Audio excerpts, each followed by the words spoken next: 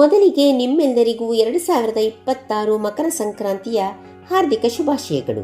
ಪ್ರತಿ ವರ್ಷ ಜನವರಿ ತಿಂಗಳ ಮಧ್ಯಭಾಗದಲ್ಲಿ ನಾವೆಲ್ಲರೂ ಸಂಕ್ರಾಂತಿ ಹಬ್ಬವನ್ನ ಆಚರಣೆ ಮಾಡ್ತೀವಿ.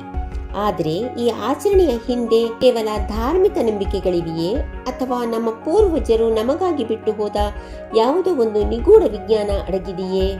ಇಂದಿನ ಈ ಪಯಣದಲ್ಲಿ ನಾವು ಸಂಕ್ರಾಂತಿಯ ಹಿಂದೆ ಇರುವಂತ ಖಗೋಳ ಮತ್ತು ಜೈವಿಕ ರಹಸ್ಯಗಳನ್ನ ಬಿಡಿಸಿ ನೋಡೋಣ.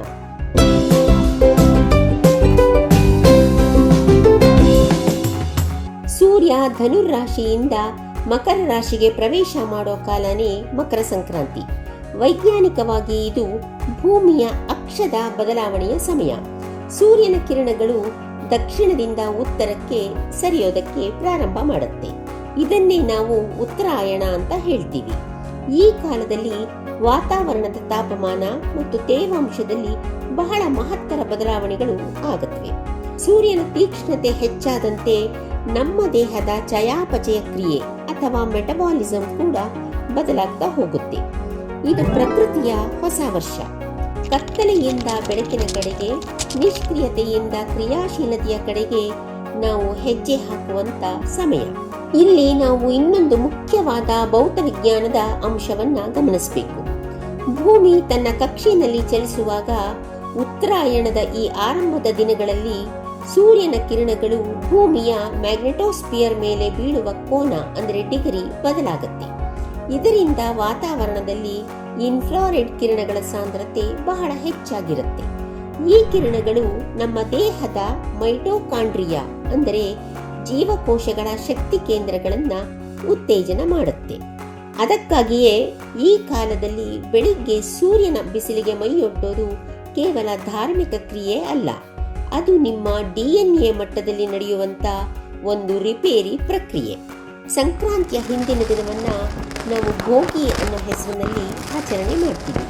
ತೆಲುಗು ಸಂಪ್ರದಾಯದಲ್ಲಿ ಮತ್ತು ನಮ್ಮಲ್ಲಿಯೂ ಕೂಡ ಈ ದಿನ ಮನೆಯಲ್ಲಿರೋ ಹಳೆಯ ವಸ್ತುಗಳನ್ನ, ಕಸವನ್ನ ಹೊರಹಾಕಿ ಭೋಗಿ ಮಂಟ ಅಥವಾ ಬೆಂಕಿಯನ್ನು ಹಾಕುವ ಒಂದು ಪದ್ಧತಿ ಇದೆ. ಇದರ ಹಿಂದೆ ಇರೋ ಅಸಲಿ ವಿಜ್ಞಾನ ಏನಪ್ಪಾ ಅಂದ್ರೆ, ಇದು ಕೇವಲ ಕಸವನ್ನು ವಿಲೇವಾರಿ ಮಾಡೋದಲ್ಲ, ಇದು ಒಂದು ಸೈಕಲಾಜಿಕಲ್ ಡಿಟಾಕ್ಸ್. ನಮ್ಮ ಸುತ್ತಮುತ್ತಲಿನ ಬೇಡದ ವಸ್ತುಗಳನ್ನ ವಿಲೇವಾರಿ ಮಾಡಿದಾಗ ನಮ್ಮ ಮೆದುಳಿನಲ್ಲಿ ಕಾರ್ಟಿಸಾಲ್ ಎಂಬ ಒತ್ತಡದ ಹಾರ್ಮೋನ್ ಮಟ್ಟ ಕಡಿಮೆಯಾಗುತ್ತೆ.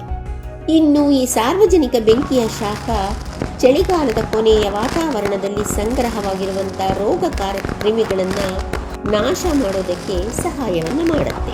ಸೈಂಟಿಫಿಕ್ ದೃಷ್ಟಿಕೋನದಲ್ಲಿ ನೋಡೋದಾದ್ರೆ ಇದು ಹಳೆಯದನ್ನ ಸುಟ್ಟು ಹೊಸ ಚೈತನ್ಯಕ್ಕೆ ದಾರಿ ಮಾಡಿಕೊಡುವಂತ ಒಂದು ಸೈಂಟಿಫಿಕ್ ಕ್ಲೆನ್ಸಿಂಗ್ ಪ್ರಕ್ರಿಯೆ. ನನ್ನ ಸೈಂಟಿಫಿಕ್ ಕನ್ಸಲ್ಟೇಷನ್ನಲ್ಲಿ ನಾನು ಯಾವಾಗಲೂ ಒಂದು ವಿಷಯವನ್ನ ಒತ್ತಿ ಹೇಳ್ತಾ ಇರ್ತೀನಿ. ಸಂಪ್ರದಾಯ ಅನ್ನೋದು ಜ್ಞಾನದ ಸಂಕ್ಷಿಪ್ತ ರೂಪ. ಅನೇಕರು ಸಂಕ್ರಾಂತಿಯ ಆಚರಣೆಗಳನ್ನ ಕೇವಲ ಮೂಢನಂಬಿಕೆ ಅಂತ ಹೇಳ್ತಾರೆ. ಆದರೆ ಸಂಕ್ರಾಂತಿಯ ದಿನ ನದಿ ಸ್ನಾನ ಮಾಡೋದು ಅಥವಾ ಸೂರ್ಯನಿಗೆ ಅರ್ಘ್ಯ ಕೊಡೋದು ನಮ್ಮ ದೇಹದ ಹಾರ್ಮೋನ್ ಬ್ಯಾಲೆನ್ಸ್ ಮೇಲೆ ನೇರವಾಗಿ ಪರಿಣಾಮವನ್ನ ಬೀರುತ್ತೆ. ಉತ್ತರಾಯಣದ ಆರಂಭದಲ್ಲಿ ವಾತಾವರಣದಲ್ಲಿ ಇರೋ ಕಾಂತೀಯ ಶಕ್ತಿ ನೀರಿನ ಮೂಲಕ ನಮ್ಮ ದೇಹವನ್ನ ಸೇರಿದಾಗ ಅದು ನರಮಂಡಲವನ್ನ ಶಾಂತಗೊಳಿಸುತ್ತೆ. ಸೈಂಟಿಫಿಕ್ ಕನ್ಸಲ್ಟೇಷನ್ ನಲ್ಲಿ ಇಂತಹ ಸೂಕ್ಷ್ಮ ವೈಜ್ಞಾನಿಕ ಅಂಶಗಳನ್ನ ಆಧುನಿಕ ಜೀವನ ಶೈಲಿಗೆ ಹೇಗೆ ಅಳವಡಿಸ್ಕೋಬೇಕು ಅನ್ನೋದನ್ನ ತಿಳಿಸಿಕೊಡಲಾಗುತ್ತೆ. ಈಗ ನಮ್ಮ ಮುಂದೆ ಬರುವಂತ ಇನ್ನೊಂದು ಪ್ರಶ್ನೆ, ನಾವೇಕೆ ಎಳ್ಳು ಬೆಲ್ಲವನ್ನ ತಿನ್ಬೇಕು? ಇದೊಂದು ಅದ್ಭುತವಾದ ಬಯೋಕೆಮಿಕಲ್ ಕಾಂಬಿನೇಷನ್. ಚಳಿಗಾಲದ ಕೊನೆಯಲ್ಲಿ ನಮ್ಮ ದೇಹ ತೈಲಾಂಶದ ಕೊರತೆಯನ್ನ ಎದುರಿಸ್ತಾ ಇರುತ್ತೆ. ಎಳ್ಳಿನಲ್ಲಿರುವ ಕ್ಯಾಲ್ಸಿಯಂ ಮತ್ತು ತಾಮ್ರದ ಅಂಶಗಳು ನಮ್ಮ ಮೂಳೆಗಳಿಗೆ ಬಲವನ್ನ ನೀಡಿದರೆ, ಬೆಲ್ಲದಲ್ಲಿರುವ ಕಬ್ಬಿಣದ ಅಂಶ ರಕ್ತ ಶುದ್ಧಿಯನ್ನ ಮಾಡುತ್ತೆ. ಎಳ್ಳು ಬೆಲ್ಲ ತಿಂದು ಒಳ್ಳೆ ಮಾತಾಡು ಅಂದ್ರೆ ಸರಿಯಾದ ಪೋಷಕಾಂಶಗಳು ಮೆದುಳಿಗೆ ತಲುಪಿದಾಗ ನಮ್ಮ ಆಲೋಚನೆಗಳು ಮತ್ತು ಮಾತುಗಳು ಕೂಡ ಸಕಾರಾತ್ಮಕವಾಗಿ ಇರುತ್ತೆ. ಗಾಳಿಪಟ ಹಾರಿಸೋ ಸಂಪ್ರದಾಯ ಕೂಡ ನಮಗೇ ಅರಿವಿಲ್ಲದಂತೆ ನಮ್ಮನ್ನ ಹೆಚ್ಚು ಕಾಲ ಸೂರ್ಯನ ಈ ರೋಗ ನಿರೋಧಕ ಕಿರಣಗಳ ಅಡಿಯಲ್ಲಿ ಇರುವಂತೆ ಮಾಡುತ್ತೆ. ಇನ್ನು ಮನೆಯ ಶುದ್ಧೀಕರಣದ ಬಗ್ಗೆ ಹೇಳೋದಾದ್ರೆ, ಸಂಕ್ರಾಂತಿಯ ಈ ಸಂಧಿಕಾಲದಲ್ಲಿ ಗೃಹ ಶುದ್ಧಿ ಬಹಳ ಮುಖ್ಯ. ಸಂಕ್ರಾಂತಿ ಹಬ್ಬದ ದಿನ ಸಾಯಂಕಾಲ ನಿಮ್ಮ ಮನೆಯಲ್ಲಿ ಕರ್ಪೂರದ ಜೊತೆಗೆ ಬೇವಿನ ಎಲೆ ಅಥವಾ ಗುಗ್ಗಳವನ್ನ ಬಳಸಿ ಧೂಪವನ್ನ ಹಾಕಿ. ಈ ಕಾಲದಲ್ಲಿ ತೇವಾಂಶ ಬದಲಾಗೋದ್ರಿಂದ ವಾತಾವರಣದಲ್ಲಿ ಬ್ಯಾಕ್ಟೀರಿಯಾಗಳು ಅತಿ ಹೆಚ್ಚಾಗಿ ಇರುತ್ತವೆ.